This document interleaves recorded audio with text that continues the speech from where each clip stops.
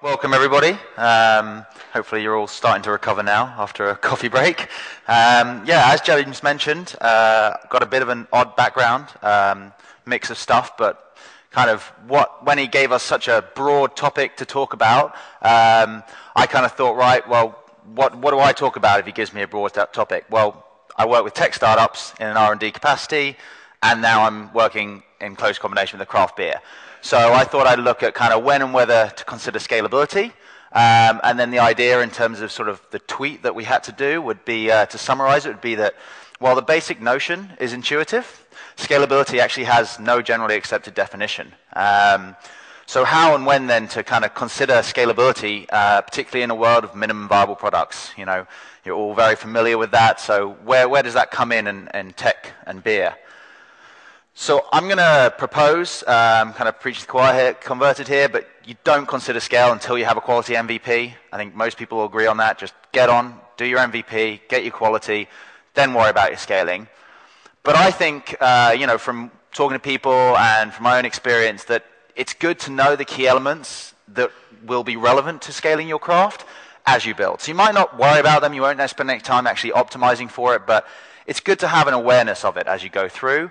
And then actually, tech, beer, there are some really key shared elements for scalability between particularly, you know, obviously craft tech and beer.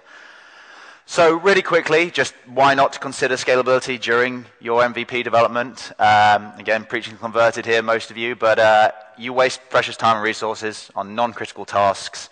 Your product might never see the light of day, particularly in tech where you really iterate really, really quickly, coming up with new ideas all the time. It's just not worth it. In doing some research for the talk, I actually hadn't come across this guy before, but really impressive what he did. More of you probably know him than me, but computer scientist called Donald Knuth, who had a huge impact on kind of the tech world, and he said that premature optimization is the root of all evil. Talking about sort of non-critical elements, the amount of time that people spend looking at those. So I thought that was a really nice kind of way of summing up. So moving forward, assuming that you're not going to look at the scalability at all, I'm going to say what are the key shared elements for scalability of craft tech and beer. Architecture, you can see down here we've got Old Street, and this is the brewery. So it's based in an old castle. For reasons that I'll get onto later, that gives a real plus. Also some negatives, but it's based in this old castle, Zatech Castle, north of Prague, about 45 minutes in the famous kind of Sass hops growing region. So location and then ingredients. And I'll be comparing kind of Old Street and the brewery, because obviously, again, it's what I know, so why go away from that as we move through? So the first one, architecture, tech architecture and scalability. All developers know it's important. It's not really, there's nothing special there to know that's important. I think the main point there is that it's even easier now to ignore it until you're post-MVP. You know, you just play rack space. Before you couldn't even get server plans. They'd fix you on one server plan. Now it's just, you know, you can be completely flexible with it. There's so many more databases and languages and open source. You will be able to solve the sort of system architecture, and then the physical issue of having servers in your back room is just not an issue anymore. Beer architecture, craft beer, you can ignore it, but definitely not as easily as tech products. You much more have to consider kind of the cost to build your facilities, because again, it's very physical, or the current availability of spaces. So Celia was an interesting one because the brewery existed. They brew a number of other Zatech beers there. And then they were working with the Brewing Research Institute to specifically solve the problem of coming up with a gluten-free craft beer. You know, gluten's a sticky protein, takes a lot of work around how to remove that without damaging the taste and keeping the quality in there when you've got just 3 core ingredients. So they kind of knew that once they solved that with the Brewing Research Institute, they would then brew it in, for various reasons to do with ingredients and stuff I'll get onto, they would brew it in the castle. So they kind of knew the architecture existed. They knew that would do what they'd be working with. That has benefits, but the flip side to that is actually, you know immediately, although you can scale it, you've got an upper cap, which in this case is 135,000 hectolitres. Back in 2002, the brewery was kind of run down. Rolf Munding, who's involved with a couple of breweries over here, he basically completely redid all of the architecture inside, new equipment, state-of-the-art whirlpool and silica filtration systems, built it for scale. So at the moment, it's only actually using 35,000 of its 135,000 hectoliters. So you know that you can scale, and obviously there are processes that need to be done for that. But you have your limit, whereas obviously with tech, there really is no limit. So kind of a key difference there. Looking at ingredients, in both cases, quality is the absolute key to producing a fantastic craft product. But the thing is, availability and cost still play a role, both in tech and beer.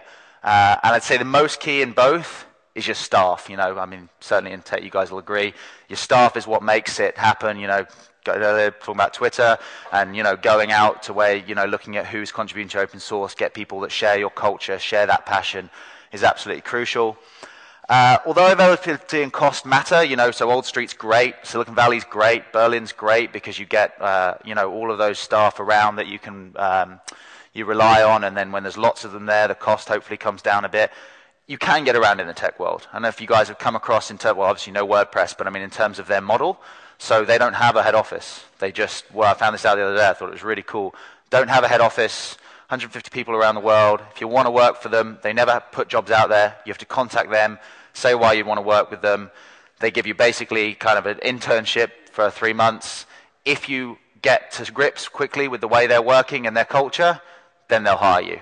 But basically you have to be able to prove yourself that you can work from anywhere in their stuff. So, you know, really kind of for tech, you can get the ingredients no matter where you are, what you need to do, which is why you would just focus on your MVP.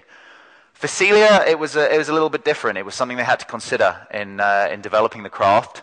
There's 2 key staff in particular that would be hard to replace. They would be replaceable, but they're key to the scaling in terms of knowing the quality and having the history there. So one is the craft mistress, who's been at the brewery for 20 years. I find it interesting that apparently we're one of the only breweries that has, well, the only brewery that has a craft mistress rather than a craft master. And actually, again, doing research, I found out that clay tablets show that 4,000 years ago, brewing was a respected profession, and all the master brewers were women. In 2005 BC in Babylon, the brewers were also women, and they were referred to as priestesses. And then in the medieval ages, the monks kind of came on, and when the monks sort of stopped brewing, the brewing moved into the home. Then,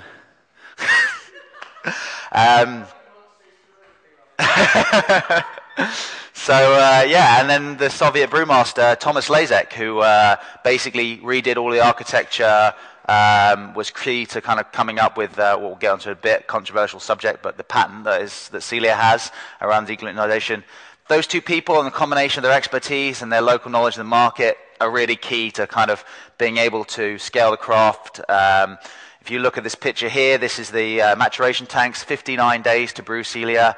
Vulcanized rubber used in here instead of stainless steel because it's less inert to the taste, so it produces a better taste. But there's no automation. Most breweries now in the world use C2K sort of filtration tanks, fermentation tanks. Here we just openly ferment it, and the craft mistress will go constantly, very regularly, and literally on those pipes there will be adjusting the temperature. She'll be checking the temperature manually every hour, and you know, so that kind of puts a limit on your scalability, and it's her expertise that is so crucial to being able to produce big batches.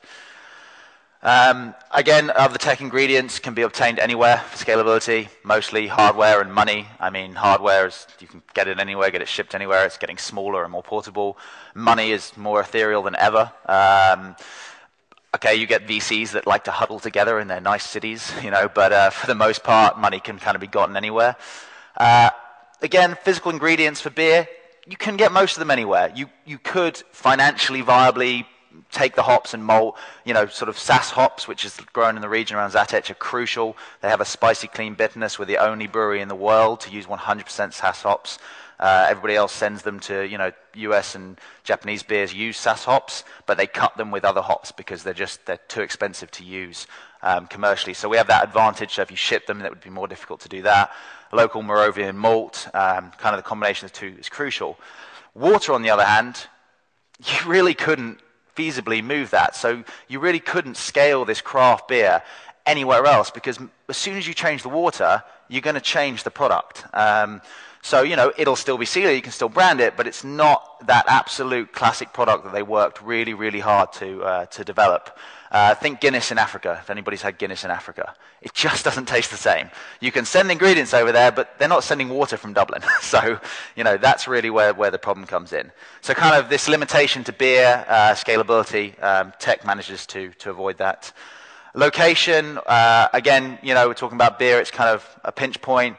For tech, it's kind of the local ecosystem offering of expertise and learning work has a great thing, but again, WordPress shows that doesn't really need to be there. For Celia, you know, the local Hop Institute is there. It's the world's largest warehouse of hops. Huge expertise there. They've got the world's smallest brewery, which is experimental. They also have the Research Institute of Brewing and Malting in Prague, which helped come up with the patent for Celia. So, you know, that local ecosystem is crucial, but I'd say it's more sort of the physical ingredients that are really, really crucial. And, you know, you kind of get the physical environment again. You've got the castle walls. The fact that it's in these castle walls gives amazing temperature control, which is crucial to the quality of the beer. Easy to clean, which when you're talking gluten-free is really, really crucial, because you have to clean the whole system before you can do it if you want to get the certification. For tech, not very important. Old Street had a benefit, cheap rents and cool warehouse conversions, but that dissipated pretty quickly once everybody started moving up, and now it's completely the opposite. And then also we have the local climate and soil, which is perfect for the SAS hops, but again, you could send those elsewhere, but kind of the soil's rich in ferrous oxide, which retains water. So, I mean, to summarize, I guess it's kind of, so what would you take away from this? In tech, just build a great MVP, scaling will always be possible. Grab your staff and your money from the cloud, host it in a desert in Nevada, re-engineer your architecture, and, you know, ship your hardware. You're going to be able to do it. For beer, you know, if you have the money and money's no object, you'll be able to scale, you'll be able to make everything work. But I think it's a real boon to be able to think about those elements in advance. Now, the final discussion point that I wouldn't want to leave, because as James mentioned, it's how we kind of got here, and hopefully it'll come up in the panel a bit. I know James is a passionate believer, and actually I share his belief that with software, patents are given away far too easily. You shouldn't actually be able to have the patents. That's before you even get into the US backlog and all the impact it has on innovation and, you know, patent trolls and everything. We do have a patent. It took a long time to come up with the enzyme. It kind of covers the way in which the enzyme is done. And again, the temperature control that the castle walls give is crucial to that. But the point is, they're irrelevant to scaling your craft. Just an interesting point. So there we go. Great. That's everything. Thank you very much, Nick. No problem at all.